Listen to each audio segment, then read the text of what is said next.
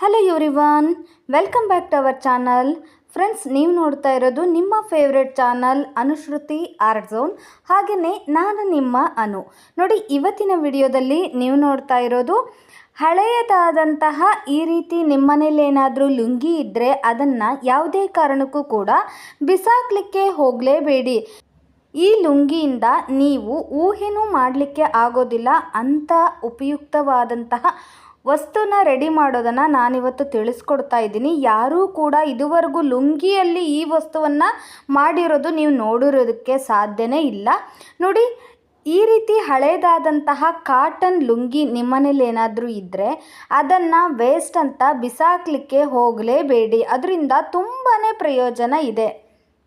ಈ ವಿಡಿಯೋನ ನೀವು ಸ್ಕಿಪ್ ಮಾಡ್ದೇ ಕೊನೆವರೆಗೂ ನೋಡಿದರೆ ಇನ್ಮೇಲೆ ಯಾವತ್ತೂ ಕೂಡ ಈ ರೀತಿ ಕಾಟನ್ ಲುಂಗಿನ ನೀವು ಬಿಸಾಕೋದಕ್ಕೆ ಹೋಗೋದೇ ಇಲ್ಲ. ಮೊದಲನೇದಾಗಿ ನಾನಿಲ್ಲಿ ಕಾಟನ್ ಲುಂಗಿನ ತೊಗೊಂಡಿದ್ದೀನಿ. ಅದನ್ನು ನೋಡಿ, 2 ಮಡಿಕೆಯಲ್ಲಿ ನಾನು ಇದನ್ನು ಹಾಸ್ಕೊಂಡಿದ್ದೀನಿ. ಅಂದರೆ ಅರ್ಧ ಭಾಗದಲ್ಲಿ ನೀಟಾಗಿ ನಾನು ಹೀಗೆ ಮಡಚ್ಕೊಂಡು ಬಿಟ್ಟು ನಾನಿಲ್ಲಿ ಇದನ್ನು ಹಾಸ್ಕೊಂಡಿದ್ದೀನಿ. ನೋಡಿ, ಈ ರೀತಿ 2 ಮಡಿಕೆಯಲ್ಲಿ ಒಂದು ಪದರ ಮೇಲ್ಗಡೆ ಇನ್ನೊಂದು ಪದರ ರೀತಿಯಲ್ಲಿ ನಾನು ಹಾಸ್ಕೊಂಡ್ಬಿಟ್ಟು ಅದನ್ನು ನೋಡಿ ಹೀಗೆ ಕಟ್ ಮಾಡಿಕೊಡ್ತಾ ಇದ್ದೀನಿ.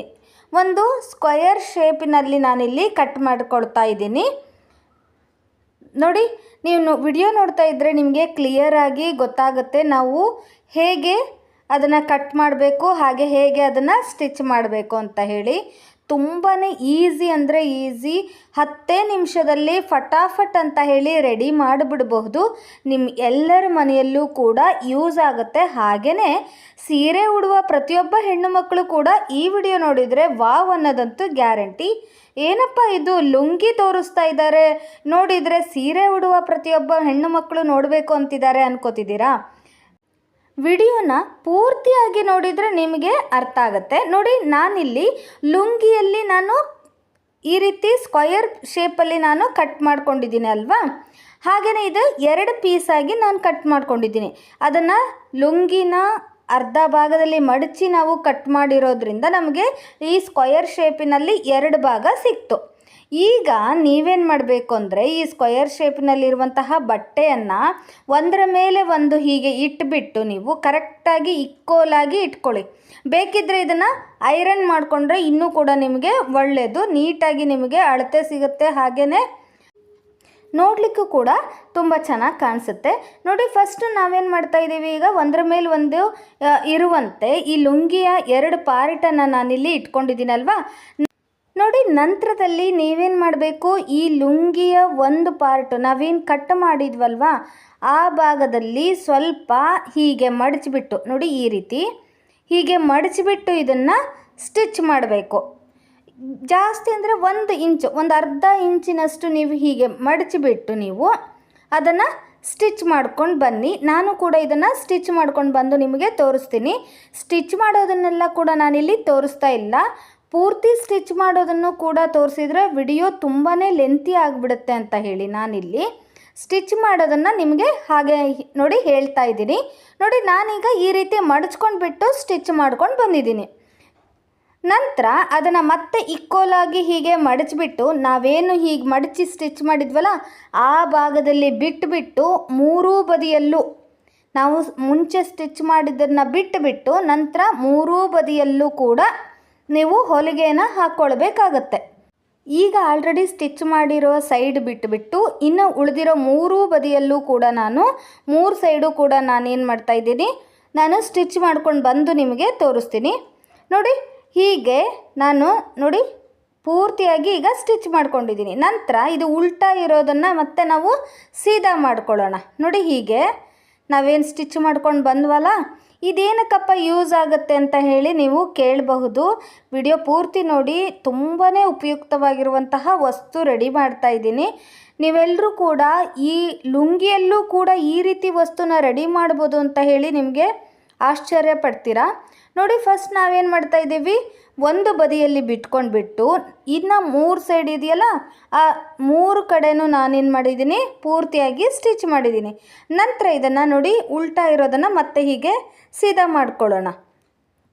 ಈಗ ಒಂದು ಚೀಲದ ಥರ ರೆಡಿ ಆಯ್ತಲ್ವಾ. ಚೀಲ ಅಂತೂ ನಾವು ಹೊಲಿತಿಲ್ಲ, ಬಟ್ ನೋಡಿ ಈ ರೀತಿ ಈಗ ರೆಡಿ ಆಯ್ತಲ್ವಾ.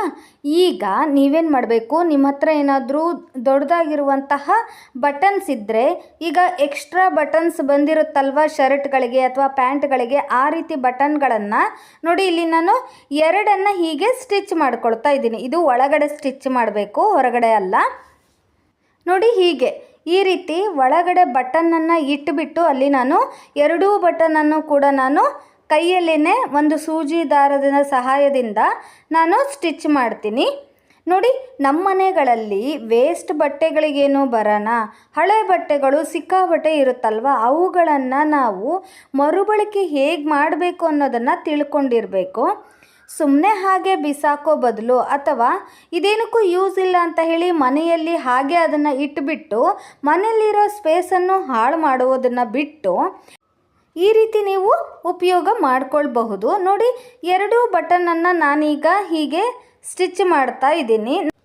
ಫ್ರೆಂಡ್ಸ್, ಹಾಗೆಯೇ ನಿಮಗೇನಾದರೂ ಈ ವಿಡಿಯೋ ಇಷ್ಟ ಆದರೆ ಮರೀದೇನೆ ಲೈಕ್ ಮಾಡಿ, ಹಾಗೆ ನಿಮ್ಮ ಫ್ರೆಂಡ್ಸ್ ಆ್ಯಂಡ್ ಫ್ಯಾಮಿಲಿಗೂ ಕೂಡ ಶೇರ್ ಮಾಡಿ. ಯಾರಾದರೂ ಹೊಸೊಬ್ಬರು ನಮ್ಮ ಚಾನಲ್ನ ಸಬ್ಸ್ಕ್ರೈಬ್ ಮಾಡ್ದೇ ನೋಡ್ತಾ ಇದ್ದರೆ ದಯವಿಟ್ಟು ಈಗಲೇ ಸಬ್ಸ್ಕ್ರೈಬ್ ಮಾಡಿ, ಹಾಗೆಯೇ ಈ ಕನ್ನಡ ಚಾನಲ್ನ ಪ್ರೋತ್ಸಾಹಿಸಿ. ಹಾಗೆಯೇ ನೀವು ನೋಡ್ತಾ ಇರುವಂತಹ ಈ ಲುಂಗಿ ವಿಡಿಯೋ ಬಗ್ಗೆ ನಿಮ್ಮ ಅನಿಸಿಕೆನ ನನಗೆ ಕಮೆಂಟ್ ಮೂಲಕ ತಿಳಿಸಿ. ನೀವು ಈ ಲುಂಗಿಯಲ್ಲಿ ಇನ್ಯಾವ ರೀತಿಯನ್ನು ಬಳಸ್ತಾ ಇದ್ದೀರಾ, ಲುಂಗಿನ ನೀವು ಇನ್ಯಾವ ರೀತಿಯಲ್ಲಿ ಉಪಯೋಗಿಸ್ತಿದ್ದೀರಾ ಅಂತ ಹೇಳಿ ನನಗೆ ಕಮೆಂಟ್ ಮೂಲಕ ತಿಳಿಸಿ. ನೋಡಿ ನಾನೀಗ ಆಲ್ರೆಡಿ ಬಟನನ್ನು ಇಲ್ಲಿ ಸ್ಟಿಚ್ ಮಾಡ್ಕೊಂಡು ಬಂದಿದ್ದೀನಿ. ನೋಡಿ ಇಲ್ಲಿ ಬಟನನ್ನು ನಾನೀಗ ಹಾಕಿದ್ದೀನಿ. ನಂತರ ನೀವೇನು ಮಾಡಬೇಕು ಅಂದರೆ, ಇದು ಏನಕ್ಕಪ್ಪ ಉಪಯೋಗ ಬರುತ್ತೆ ಅನ್ನೋದಾದರೆ, ನೋಡಿ ಸೀರೆಯ ಪೌಚಾಗಿ ನೀವು ಇದನ್ನು ಬಳಸಬಹುದು. ನೋಡಿ ಕೆಲವರು ಕಾಟನ್ ಬಟ್ಟೆಯಲ್ಲಿ ಸೀರೆನ ಇಟ್ಟರೆ ಅದು ತುಂಬ ದಿನದವರೆಗೂ ಕೂಡ ಬಾಳಿಕೆಯಲ್ಲಿ ಬರುತ್ತೆ ಅಂತ ಹೇಳ್ತಾರೆ ಅಲ್ವಾ. ಹಾಗಾಗಿ ನೀವು ವರ್ಕ್ ಇರುವಂತಹ ಸೀರೆನ ಅಥವಾ ರೇಷ್ಮೆ ಸೀರೆಗಳನ್ನು ನೀವು ಈ ರೀತಿಯಂತಹ ಕಾಟನ್ ಬಟ್ಟೆಯಲ್ಲಿ ಹೀಗೆ ನೋಡಿ ಸೀರೆಯ ಪೌಚ್ ಆಗಿ ನೀವು ತಯಾರಿಸ್ಬಿಟ್ಟು ನೀವು ಇಡಬಹುದು. ನೋಡಲಿಕ್ಕೂ ಕೂಡ ನೀಟಾಗಿ ಹಾಗೆ ಚೆನ್ನಾಗೇ ಕಾಣಿಸುತ್ತೆ. ಹಾಗೆಯೇ ಹಳೇದಾಗಿರುವಂತಹ ಈ ಕಾಟನ್ ಲುಂಗಿಯನ್ನು ಕೂಡ ನಾವು ಯೂಸ್ ಮಾಡಿಕೊಂಡ ಹಾಗೆ ಕೂಡ ಆಗುತ್ತೆ. ನೋಡಿ ನಾನಿಲ್ಲಿ ಸೀರೆಯನ್ನು ಇಟ್ಬಿಟ್ಟು ಕೂಡ ನಿಮಗೆ ತೋರಿಸ್ತಾ ಇದ್ದೀನಿ ಎಷ್ಟು ಚೆನ್ನಾಗಿ ನೀಟಾಗಿ ನಾವು ಸೀರೆಯ ಪೌಚನ್ನು ರೆಡಿ ಮಾಡಬಹುದು ಅಂತ ಹೇಳಿ ತಿಳ್ಕೊಂಡ್ರಿ ಅಲ್ಲ. ನಿಮಗೆಲ್ಲ ಈ ಲುಂಗಿಯಲ್ಲಿ ಸೀರೆಯ ಪೌಚು ಹೊಲಿಯುವಂತಹ ಐಡಿಯಾ ಬಂದಿತ್ತಾ? ನೋಡಿ ನಮ್ಮ ಚಾನಲಲ್ಲಿ ನಾವು ಏನೆಲ್ಲ ತೋರಿಸ್ತೀವಿ ಅಂತ ಹೇಳಿ. ನೋಡಿ ಈ ರೀತಿಯ ಸೀರೆ ಪೌಚ್ಗಳನ್ನು ನೀವು ರೆಡಿ ಮಾಡಿಬಿಟ್ಟು ನೀವು ವಾರ್ಡ್ರೋಬಲ್ಲಿ ಇಟ್ಟರೂ ಕೂಡ ತುಂಬಾ ಚೆನ್ನಾಗಿ ಕಾಣಿಸುತ್ತೆ. ಹೊರಗಡೆ ಅಂಗಡಿಯಿಂದ ತಂದುಬಿಟ್ಟು ನೀವು ಇಡೋದಕ್ಕಿಂತ ಈ ರೀತಿ ಮನೆಯಲ್ಲೇ ನೀವು ರೀಯೂಸ್ ಮಾಡ್ಕೋಬಹುದು. ಹೊರಗಡೆಯಿಂದ ತಂದರೆ ಹಾಗೆಯೇ ಹಣವೂ ಕೂಡ ವೇಸ್ಟ್ ಆಗುತ್ತೆ. ಉಳಿತಾಯದ ಟಿಪ್ಸ್ ಅಂತಲೇ ಹೇಳಬಹುದು. ಹಾಗೆಯೇ ಈ ರೀತಿ ಒಂದು ಲುಂಗಿಯಲ್ಲಿ ಏನಿಲ್ಲ ಅಂದರೂ 4-5 ಸೀರೆಯ ಪೌಚನ್ನು ನೀವು ಸ್ಟಿಚ್ ಮಾಡಬಹುದು. ತುಂಬಾ ಚೆನ್ನಾಗಾಗುತ್ತೆ. ಹಾಗೆ ತುಂಬ ದಿನಗಳವರೆಗೂ ಕೂಡ ಇದು ಬಾಳಿಕೆಯಲ್ಲಿ ಬರುತ್ತೆ ಅಂತಲೇ ಹೇಳಬಹುದು. ಅಂಗಡಿಯಿಂದ ತಂದಿರುವಂತಹ ಸೀರೆ ಪೌಚ್ಗಳು ಕ್ವಾಲಿಟಿ ಅಷ್ಟು ಚೆನ್ನಾಗಿರೋದಿಲ್ಲ, ಬೇಗ ಕಿತ್ತೋಗ್ಬಿಡುತ್ತೆ. ಆ ಬಟ್ಟೆ ಕ್ವಾಲಿಟಿ ಹೇಗಿರುತ್ತೆ ಅಂತ ಗೊತ್ತಿರೋದಿಲ್ಲ. ಅದೇ ನೀವು ಆನ್ಲೈನ್ ಶಾಪಿಂಗ್ ಮಾಡಿ ತಗೊಳ್ಳೋದಕ್ಕಿಂತ ಈ ರೀತಿ ಮನೆಯಲ್ಲಿನೇ ನೀವು ಪೌಚ್ಗಳನ್ನು ತಯಾರಿಸ್ಬಿಟ್ಟು ನೋಡಿ ಈ ರೀತಿ ಸೀರೆಗಳನ್ನು ಹಾಕಿಟ್ರೆ ಎಷ್ಟು ಚೆನ್ನಾಗಿ ಕಾಣಿಸ್ತಿದೆ ಅಂತ ಹೇಳಿ. ಹಾಗೆಯೇ ಈ ಸೀರೆ ಪೌಚ್ ಹೇಗಾಗಿದೆ ಅನ್ನೋದನ್ನು ನನಗೆ ಕಮೆಂಟ್ ಮೂಲಕ ತಿಳಿಸೋದನ್ನು ಮರಿಬೇಡಿ. ಹಾಗೆಯೇ ನೀವೆಲ್ಲ ಲುಂಗಿಯಲ್ಲಿ ಯಾವ್ಯಾವ ರೀತಿಯ ವಸ್ತುಗಳನ್ನು ತಯಾರು ಮಾಡಿದ್ದೀರಾ, ಈ ಲುಂಗಿನ ಇನ್ಯಾವ ರೀತಿ ನೀವು ಉಪಯೋಗಿಸ್ತೀರಾ ಅಂತ ಹೇಳಿ ನನಗೆ ಕಮೆಂಟ್ ಮೂಲಕ ತಿಳಿಸಿ. ನೋಡಿ ಈ ರೀತಿ ಸೀರೆಯ ಪೌಚ್ಗಳನ್ನು ತಯಾರು ಮಾಡಿಕೊಂಡು ನೀವು ಇದರಲ್ಲಿ ಏನಿಲ್ಲ ಅಂದ್ರೂ 3-4 ಸೀರೆ ಹಿಡಿಯುತ್ತೆ. ಸೊ ನೀವು ನೀಟಾಗಿ ಅದನ್ನು ವಾರ್ಡ್ರೋಬಲ್ಲಿ ಆರ್ಗನೈಸ್ ಕೂಡ ಮಾಡಬಹುದು. ತುಂಬ ಚೆನ್ನಾಗಿ ಕಾಣಿಸುತ್ತೆ ನೋಡಲಿಕ್ಕೂ ಕೂಡ. ಹಾಗೆಯೇ ವಾಶ್ ಕೂಡ ನೀಟಾಗಿ ಮಾಡಿಬಿಟ್ಟು ನೀವು ಇಡಬಹುದು. ಕೆಲವೊಂದು ನೀವು ಶಾಪ್ಗಳಲ್ಲಿ ತಂದಿರುವಂತಹ ಸೀರೆ ಪೌಚ್ಗಳು ವಾಶ್ಗಳು ಮಾಡಿ ನಾವು ಇಡೋ ಹಾಗೂ ಕೂಡ ಇರೋದಿಲ್ಲ ಅದರ ಕ್ಲಾತು. ಸೊ ಈ ರೀತಿ ಕಾಟನ್ ಬಟ್ಟೆಯಿಂದ ನೀವೇ ತಯಾರಿಸಿದರೆ ಅದನ್ನು ವಾಶ್ ಮಾಡಿ ನೀವು ಆರಾಮಾಗಿ ತುಂಬ ವರ್ಷಗಳವರೆಗೂ ಕೂಡ ನೀವು ಬಳಸಬಹುದು. ಹಾಗೆಯೇ ಒಳಗಡೆ ಯಾವ ಸೀರೆ ಇದೆ ಯಾವ ಸೀರೆ ಇಲ್ಲ ಅಂತ ಹೇಳಿ ಆರಾಮಾಗಿ ನೀವು ಹೀಗೆ ನೋಡಿದ್ರೇ ಗೊತ್ತಾಗುತ್ತೆ. ಅದಕ್ಕೆ ಬಟನ್ ಅದನ್ನು ಓಪನ್ ಮಾಡಬೇಕು ಅಂತ ಏನಿಲ್ಲ. ನೋಡಿ ಇದೇ ಆರಾಮಾಗಿ ನೀವು ಎಷ್ಟು ಸೀರೆ ಇದೆ ಯಾವ ಸೀರೆ ಇದೆ ಅಂತ ಹೇಳಿ ನೋಡಿ ಕೂಡ ನೀವು ಬಳಸಬಹುದು. ನೋಡಿ ಎಷ್ಟು ಚೆನ್ನಾಗಾಗಿದೆ ಅಂತ ಹೇಳಿ. ನಿಮ್ಮೆಲ್ರಿಗೂ ಕೂಡ ಈ ವಿಡಿಯೋ ಇಷ್ಟ ಆಗಿದೆ ಅಂದ್ಕೊಂಡಿದ್ದೀನಿ. ಇಷ್ಟ ಆದರೆ ಮರೀದೇನೆ ಲೈಕ್ ಮಾಡಿ, ಹಾಗೆ ನಿಮ್ಮ ಫ್ರೆಂಡ್ಸ್ ಆ್ಯಂಡ್ ಫ್ಯಾಮಿಲಿಗೂ ಕೂಡ ಶೇರ್ ಮಾಡಿ. ಹಾಗೆಯೇ ಈ ವಿಡಿಯೋ ಬಗ್ಗೆ ನಿಮ್ಮ ಅನಿಸಿಕೆನ ಕಮೆಂಟ್ ಮೂಲಕ ತಿಳಿಸಿ. ನಮ್ಮ ಚಾನಲ್ನ ಸಬ್ಸ್ಕ್ರೈಬ್ ಮಾಡ್ದೇ ನೋಡ್ತಾ ಇದ್ದರೆ ದಯವಿಟ್ಟು ಈಗಲೇ ಸಬ್ಸ್ಕ್ರೈಬ್ ಮಾಡ್ಕೊಳ್ಳಿ. ಈ ಕನ್ನಡ ಚಾನಲ್ನ ಪ್ರೋತ್ಸಾಹಿಸಿ. ಸಿಗೋಣ ಹಾಗಾದರೆ ಮತ್ತೊಂದು ಇಂಟ್ರೆಸ್ಟಿಂಗ್ ಹಾಗೆಯೇ ಯೂಸ್ಫುಲ್ ವಿಡಿಯೋಂದಿಗೆ. ವಿಡಿಯೋ ನೋಡಿದ್ದಕ್ಕಾಗಿ ಧನ್ಯವಾದಗಳು.